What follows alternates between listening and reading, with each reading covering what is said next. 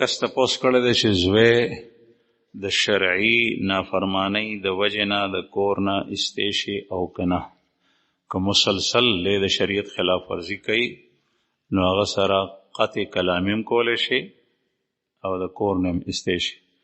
لیکن بهتر دا د نن سبا چې هغه ته نصیحت کول پکار دي، وینا ورته پکار ده. او بعضې ګناهونه داسې وي چې هغه دومره غټ ني، بعضې داسې وي چې هغه بیا په کور کې د پرېښود قابل ني، نو ګزاره ورسره کول پکار دي. البته یو مسلمان د بل مسلمان سره د 3 ورځو نه سیوا خبرې بندول ټیک نه دي. لیکن که چېرې شرعي نافرماني یو سړی کوي نو هغه سره تر ډېر وخته پورې بلکې تر ابده پورې تر څو پورې چې هغه جرم نه دی لرې کړی خبرې بندېدی شي.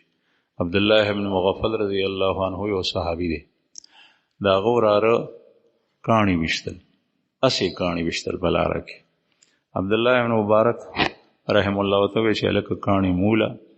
رسول الله صلی الله علیه وسلم حس به حسا د کاڼو ویشتو نه منع فرمایلی ده، ځکه چې نه دشمن ته نقصان رسوي، یعنې ته اوس دغه وخت کې د جهاد او میدان جنگ کې نه چې ته بې کافر ولې، او نه په دې کاڼو باندې ته ښکار کې ښکار هم د ضرورت یو شی دی چې مارغه پې ولې هغه حلال کې ویې خوري.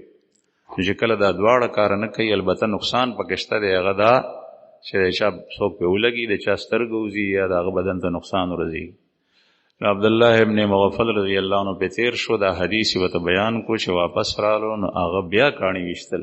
نو عبدالله ابن مغفل رضی الله عنه صحابي ورته ووایي چې ګوره ته ما منع کې، تا ته ما د رسول الله صلی الله علیه وسلم حدیث مبارک بیان کو او ته چې کوم دی نو بیا لګې کاڼي ولي، والله لا اکلمک ابدا، په الله مې دې قسم وي زه به تا سره همیشه خبرې نه کوم.